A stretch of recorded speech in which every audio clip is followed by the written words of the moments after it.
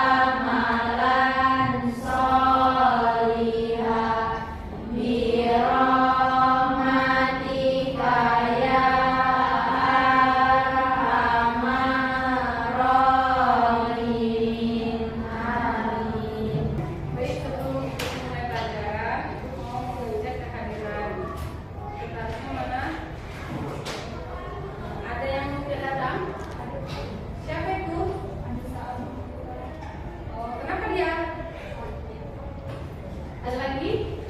Enggak, cuma Anissa aja ya. Semoga Anissa yang sakit lekas sembuh dan bisa bergabung lagi belajar seperti biasanya dengan kita di sekolahnya. Hari ini kita akan membahas tentang pengoperasian, pengaplikasian dan kolaborasi perangkat kecerdasan artifisial. Apakah kalian sudah pernah menggunakan kecerdasan artifisial? Siapa yang sering kali gunakan? Ini udah, alhamdulillah ya. Berarti kalian sudah mempunyai pengetahuan awal ya. Nah, menurut kalian apa yang bisa dilakukan manusia tapi tidak bisa dilakukan oleh AI? Nyapu. Benar sekali ya Alika ya. Kurang untuk Alika. AI bisa nyapu memang ya. Ada lagi?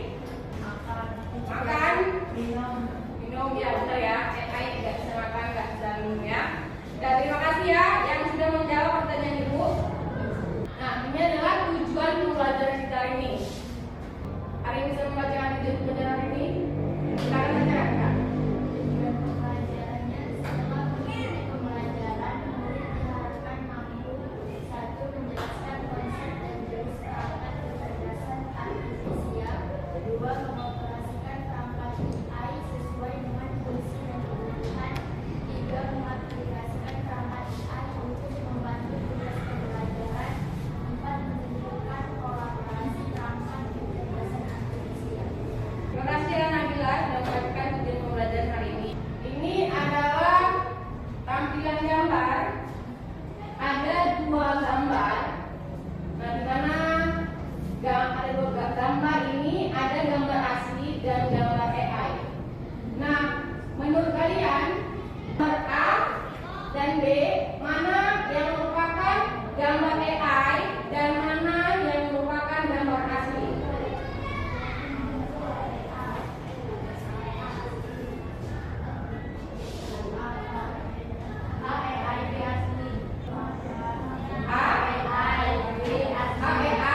Yang B gambar yang asli ya. Jadi di sini akan kita bahas lebih dalam lagi. Apa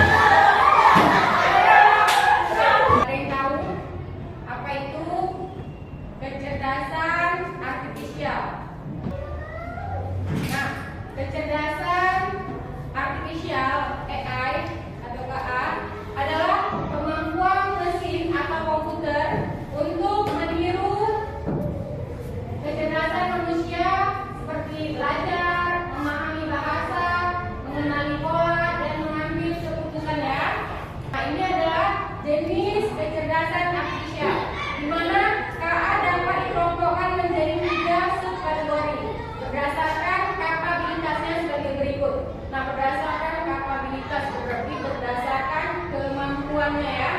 Nah, yang pertama itu ada ANI, namanya Artificial Narrow Intelligence. Nah, AI untuk tugas khusus, contohnya seperti Google Translate ya.